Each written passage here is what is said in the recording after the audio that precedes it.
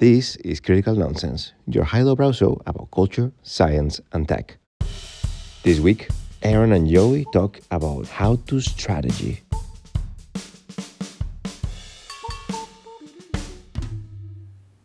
Woo! I did it all for the nookie. Come on. This is what a Joey sounds like. You did that. I did do that. That was my fault. Sail away, sail away, sail ta, ta. This is what an Aaron sounds like. And an Enya-ish sounds like. The end of innocence. Literally, yes. Pure moods, man. It's pure moods. It's it. That those parts of all of those songs are just right. And that's okay. Yeah, just 100%.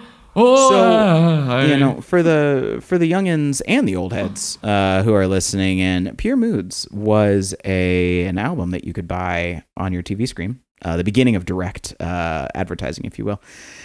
You'd call a number, you'd get the Pure Moods disc, and they played that ad constantly on kids' TV in the 90s. Constantly. And weirdly, it was always on like Nickelodeon and Cartoon Network because they figured you'd get like parents that are in the room, I guess, at the same time, and it like they had a deal with Viacom and they just flooded the airwaves with that because it was good, easy ad space filler because direct always is. Or what's the word I'm looking for? Ad inventory filler. Inventory. So yeah, that's I mean, I went back and watched the Pure Moods commercial within the past year, and I was like, this is still like so ingrained in my head. Yes, yes, and Vince Gilligan, creator of the X-Files, has a new show on Apple TV Plus called Pluribus that's getting a lot of buzz, and the techno remix to the X-Files theme song was on the Pure Moods album. He's been around that long, ladies and gentlemen. He's pulling it all through. It's something. He thought he was going on a 3-hour tour, but nope, he's Vince Gilligan. Wow. I'm sorry. I'll see myself out this show. No. I will join. Well, then I will join you on the way out to Vince Gilligan's Island. I will do that with you. Yes. Aaron, you have questions. I do, and maybe you'll have answers. Probably not. We'll see. So, I'm listening to an interview with a head writer from The Daily Show. His name is Elliott Kalan, and his new book is called Joke Farming: How to Write Comedy and Other Nonsense. And I have a thing, as I've mentioned on the podcast a lot of times, for people in comedy in particular and actors as well. I think that what actors and comedians in particular have to go through in their lines of work, I always find very obvious connections to strategy work. And I love it. It's almost a never ending kind of font of inspiration. And this interview was no, what's the word I'm looking for? Objection? My brain just like stopped. What's the word that you use? Exception. There's the word. Yeah, exception. Yeah. I was like, no exception. Exception. Yeah. But you threw in the other shuns and I got yes. lost. It's been a long night. So yeah. What struck me most about the interview, and we'll link it in the show notes, is that he went from having an instinct for comedy to having to produce an incredibly high volume of jokes within really tight time constraints. And that forced him to have to create structure for his process, for how he takes information and converts it into a joke, both so that he could do so under those very high volume, quick turn conditions, but also so that he could evaluate and teach other members of the writer's room how to make that sort of progress quickly as well and get to the type of quality that could get to air within a couple of hours. And for me and all of us, I think, who've come up in the creative strategy space, I think that there are so many different approaches to strategy. It is one of the reasons why our parents are always like, I don't understand what you do. Because part of it is that it's nebulous, but also it's because getting to good answers is not always super, super clear.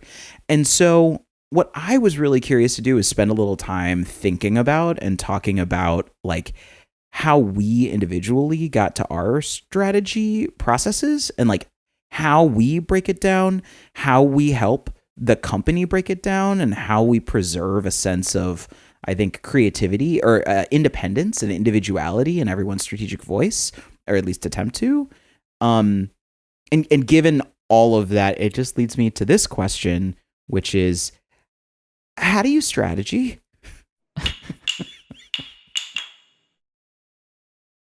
I mean, it's interesting to think about that idea of transitioning from an intuition to like having tools or frameworks or processes or approaches. Because I was definitely, like when I came into strategy, I was coming from neuroscience. I didn't have a frame of reference.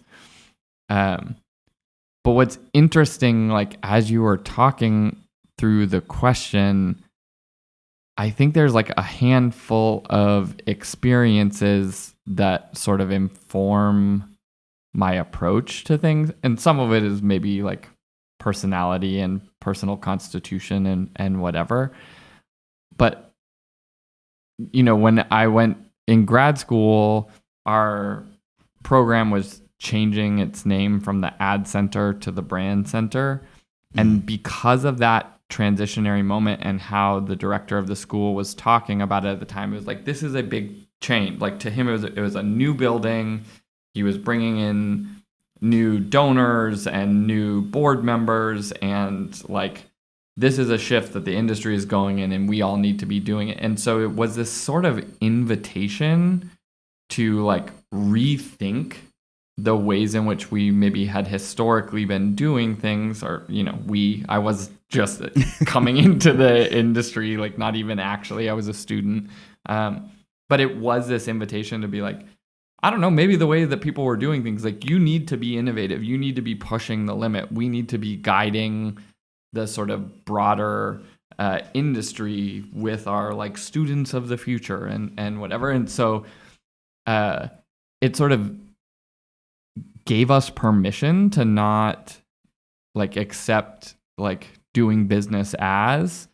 And it's interesting because I went to a wedding last week on vacation, and there was a bunch of friends from grad school there. And I think there was like the people who were in the school at that time have had a ton of success. And I think maybe that is why, like, because it was like, you don't have to do it like everybody else is done. Like, go, like mix some shit up, like create some waves, like all of that. And then the other part of it is like when we started the company, the intention was sort of like, well, we want to be doing things differently than everyone else. We want to move upstream. We want to have more impact on how businesses are operating, not just their communications, right? Like, yes, these things that we determine collectively with our clients should impact communications, but it should also impact sales and product and sort of processes and the ways in which, you know, you're messaging things and communicating with consumers and building new experiences. And so it was also then another opportunity to say, well, like, we're trying to do something new, so there's not really like a model for you to be basing things off of. Like, you kind of got to invent it yourself. And there are a lot of times where I've done things thinking like, you know, with Ben and I early on, like, look at this cool thing that we created from scratch. And someone's like, oh, this kind of reminds me of this thing that another company created in like 2001. And you're like, like it's different and it's unique, and it was like form fit to what we needed to do or how we believe things. But it's like, yeah, we kind of reinvented the wheel here, but it fits us better. And so like, that's kind of how I tend to do things, is just like, well, like, let me figure it out, you know?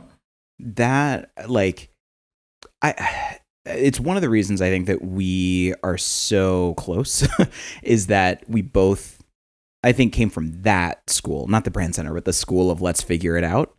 And, I was thinking about this for a long time. I didn't have any formal education in advertising or strategy. So everything that I learned, or brand, so everything I learned was through professional exposure and experience. And if there's anything about the sort of creative industries that is universally true, it's that training on the job is the job. I've had one experience where I had a formal training curriculum and it was not useful. The only thing that I remember from it is always make sure that you put page numbers on things, or else you'll get yelled at by the super duper duper duper CEO. So paying attention, trying things out, and staying versatile is really important. But, for a long time, I was responsible for just getting things done, right? Like the earliest parts of my career were in account management. So it was about just keeping everyone in lockstep and understanding where we're going together. And also keeping people from spinning out. That was basically it, and throwing parties. And then when I got into strategy and I was able to finally make that transition, I think I was really overwhelmed with just hearing you're wrong or I don't understand. And what that taught me was there's a right way to do it and I'm confusing. That's basically what I took away from that. And I went on a multi-year journey of trying to figure out, well, what is making what I'm saying confusing? And why do so many people think that my solutions are wrong?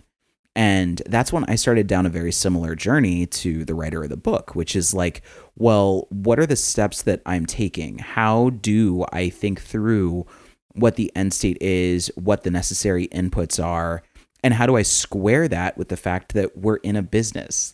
I'm not creating art. I have to work within a certain number of weeks, within a certain amount of time to get this done. And it was really meaningful for me to understand about myself that I am a highly intuition driven and kind of explosive thinker. So my ideas would just jump. I always talk about it as like a solar system.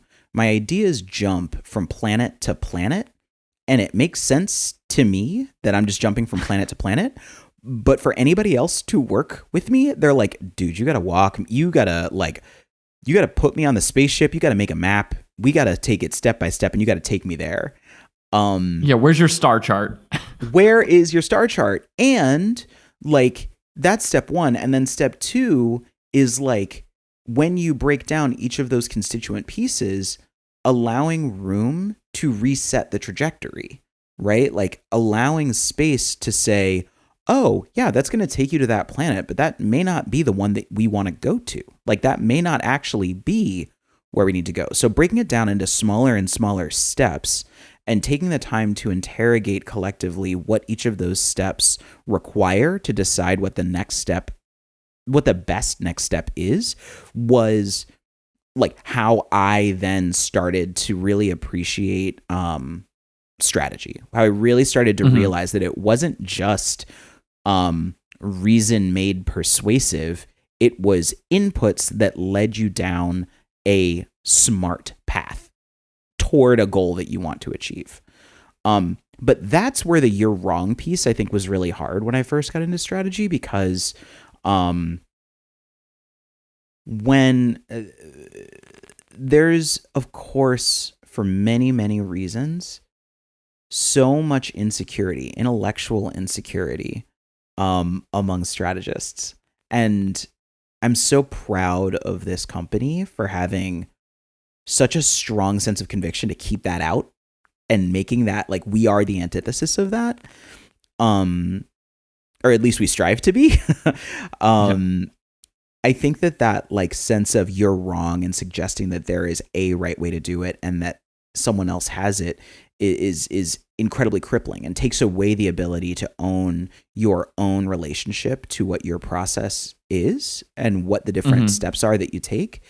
And it, of course, robs you of the humility to say that even once you are able to put down that process on paper, that there are countless other ways to get to different solutions that could be right, that could absolutely be right. And I'd like to believe that I do like to believe that process and philosophy, mantra, principles, like that sort of thinking, as opposed to prescriptive, do this, do this, do this, do this, will always lead to better outcomes. I also think that it requires the thing that it requires is an uneasy amount of humility and grace. Like, if you do not have that, I don't think you can be a good strategist, a good creative strategist. I think you can be an analytical strategist for sure. And I think you can be a dictatorial strategist. Yeah. But to be a creative strategist that solves problems that haven't been solved before, that, I'm going to borrow a Joey word, agglomerates information in ways that are going to help you and take you to different planets on your star chart. If you don't do that, I just don't think that you can believe that you are generating, that you are giving the opportunity or opening the possibility for there to be new ways of doing things. Yeah, I mean, I think embedded in a lot of that, and even of, right, both the phrasing of you are wrong and like the reception of that of like I am wrong. To me, like there have been a handful of moments and dynamics that helped like cure me of that thing. Not cure, like everyone, well, it falls back into sort of like moments where your ego is like in the picture, when even if you don't want it to be there. But I think like one of them was, I think if I learned anything from school, potentially it was doing the same assignment and everyone getting to see your assignment and you seeing theirs forces you into a confrontation with, am I willing to acknowledge that their assignment was better than mine in this way, or mine was better than theirs in this way? That worked. Can I learn from somebody else, as opposed to only coming in with the sensitivity of like, theirs isn't better than mine, mine's smart too, and like mine's great in this way, and I did the best. Like that thinking isn't helpful. And like even early, like I think I learned it better as I went through school and being like, fuck, that was a really good way to like phrase that, or like that insight was strong, or like this framework that they built was like really smart, or whatever. Like that's a really cool way of looking at that problem, like seeing in other people's work when you're doing the same assignment in a way that you don't get in a professional environment, because that is like redundant and like not a good way to spend resources and money and things like that. But the other part was, like in starting my career as like a strategy team with Ben, like everything that we produced it wasn't just me, it was us that was produced. Like there was like literally nothing that I was doing that was just me. And it allowed me to build up that separation of myself and my work. Like I am not my work is not me. Even though there is always that draw to be like, I made something. Like you want to be like, you look for positive reinforcement in places of someone thinks I'm smart, or someone thinks that this is good, or whatever. I still need those things because I'm a mammal, I am like a social animal. I still need those things, but that helping me create that distance from being like me based to we based, then if we are producing the work, like the feedback isn't about you're wrong or whatever. It's like, this I don't think this is right, or this could be better. Not like you aren't right or you could be better. It's like, yes, you, by creating that sort of emotional distance from the work, it allows you to keep pushing it in a way where it's not a series of wounds as you're getting to building something better. It is just like, oh, like I want it to be good, so like we should fix that, or like that's a smart idea. Like that detachment was so critical, I think, in being able to push myself to like learn and get better in the process, and not sort of build up so much emotional baggage in the process. Like certainly everyone builds up, and I'm no different, but like I think it reduced that baggage that you were taking on to become a better strategist, or to see another project that someone did and be like, that's smart, I'm taking that. Like, you know, like you can, instead of being like, oh, I'm going to beat it, or I'm going to like, no, like that's real good. I can take that. Maybe I can change it or like form fit it, but like, I don't have to beat that. I can like adopt it, because it's all about us, and that things can be fluid in that way. Like those things were really important for me. That I keep on thinking of what you said about detachment specifically, right? There's like detachment and there's orientation. Detaching yourself from the work, and also your shared orientation toward the problem with whomever you may or may not be solving it with. And I was thinking a lot about so many people who do get started in strategy in the industry don't get to be a part of a team. They are assigned as the lone strategist, the lone wolf strategist, who's reporting to someone else who oversees all of the different projects that are going on. And especially if you're early on, you develop a set of skills for meeting that person's style, for making sure that your work is going to pass muster with them. And that creates, I think, a dynamic where you never have anyone else who's looking at the problem from the same side of the table as you are. You always have somebody who's looking at you and looking at the problem, or it can lead to that, I should say. And I think that one of the things that I experienced is that when I went from that environment to then really coming to the company I went to right before Sylvain, where I had to work with other strategists, the biggest thing I learned was that, we're sitting on the same side of the table as the problem. Like it's not about like you following me, or like, you know, the only experiences that I had were that someone sets the agenda and someone else follows it. And that's just how it works. And it still kind of was that way there. But then, as you know, I think that really in the DNA of this company, and it took me a long time to really appreciate the benefits of it, and to work through that humility, and to work through that anxiety that comes with, working through a lot of that baggage that you then can accumulate, or that can grow out of whack, is I still remember the first time that we worked on a project together. Oh, I think about it all the time. Pulled in to something. Yeah. I bring that up on a regular basis, because that was I think the beginning of me recognizing like, the way that I've been trained is a detriment to me. Like, and maybe that's way too black and whiting it, but like there are certain aspects of the way that I had previously worked that served the business more than serving the problem, than serving the solution of the problem.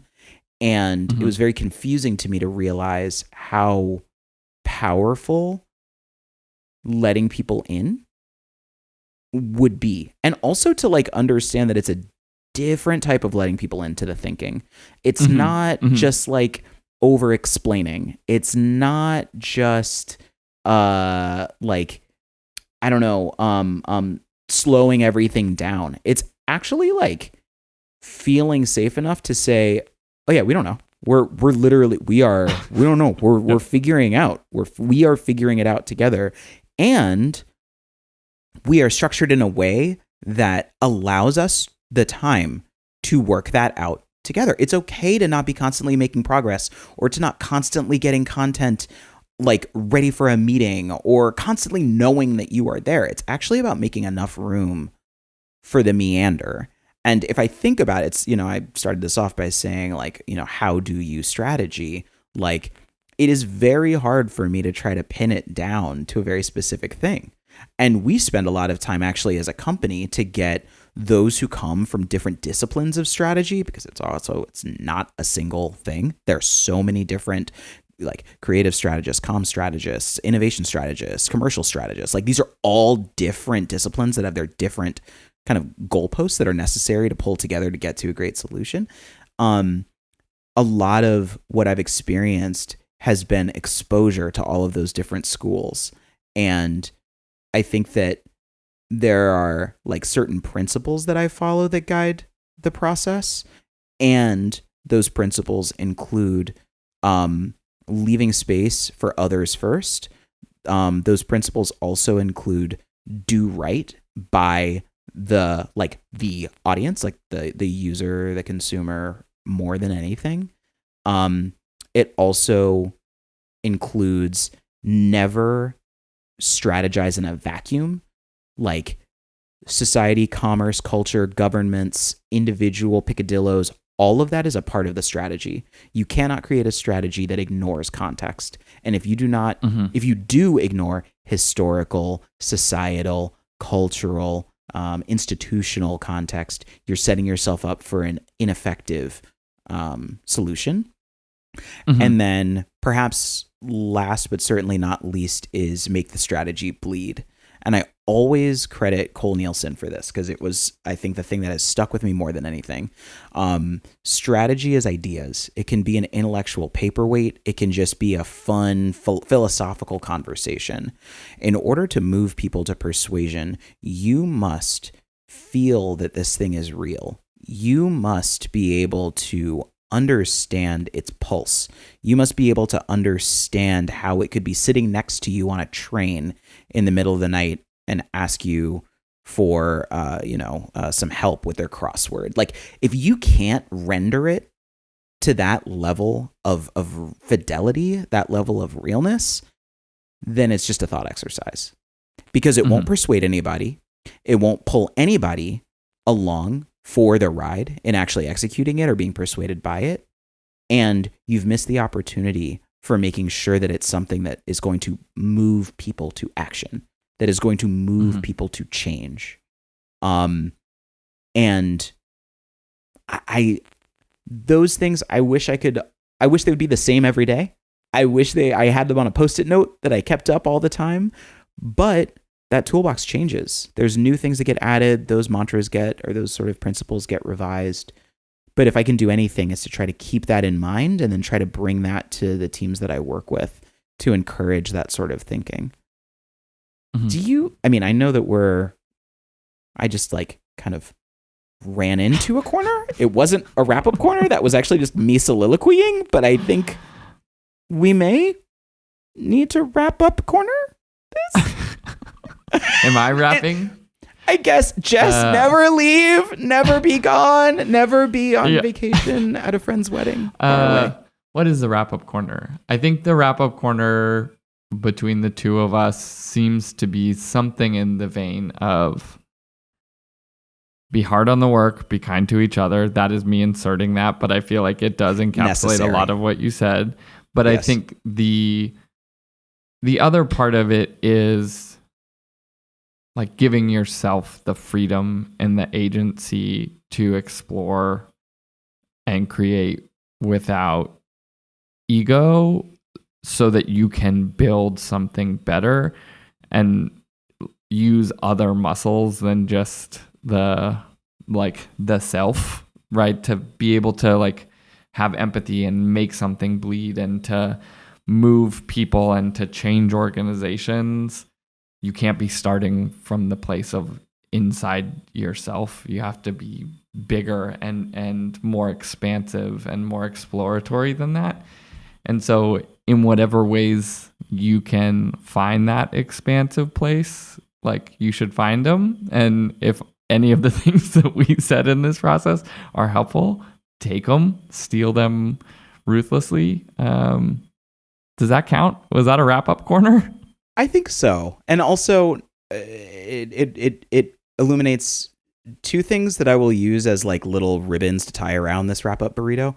One is that without Jess, wrap-ups are hard. She's so excellent at it. But number two, like, I really do think that the fluid nature of this conversation and the lack of concreteness is a little bit of a window into the meaty middle, or the messy middle, excuse me, of that which is strategy. And I think being unafraid of the messy, the imprecise, the so what about this? And this makes me think of that is such a man, the more you can actually embrace that, and the more that you allow yourself to catalog each of those little sparks, the more effective that one can be in creating strategy that bleeds, in creating work that you can be hard on and still be kind to everyone else around you. Yeah. Be willful, be ambitious, dream. Sorry, the song. We are so bad at this. We are so bad. Okay, we're calling just like not either of us. Like, no, it is the in opposite of us. So we are going to put a button on this by saying, and it's time for special thanks.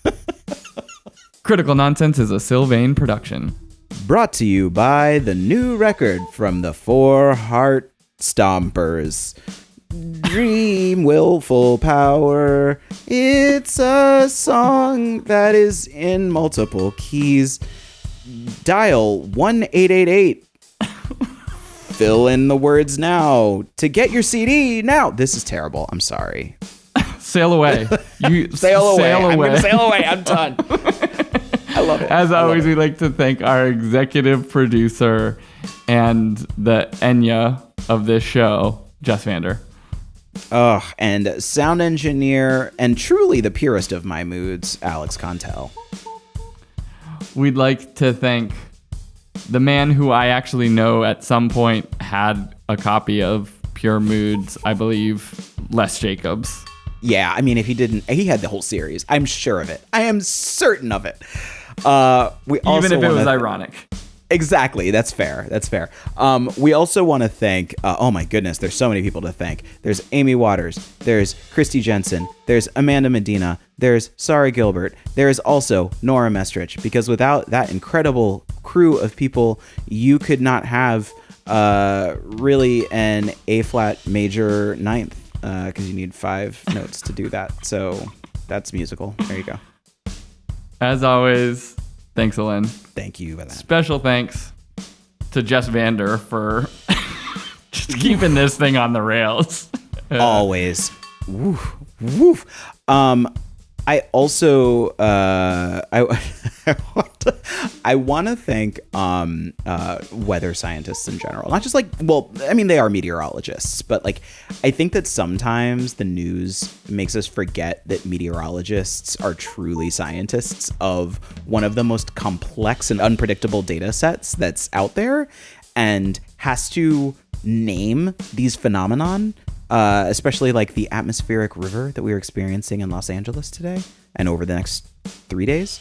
So thanks, meteorologists. And thanks, meteorologists. Yeah. Ryan Hall, y'all. Yeah. Yes. Allah. Yes. Get your y'all-o-meter ready, y'all. This is the moment. Yes. All right. We did it. We Love did you, it. Mean it. Bye. Bye.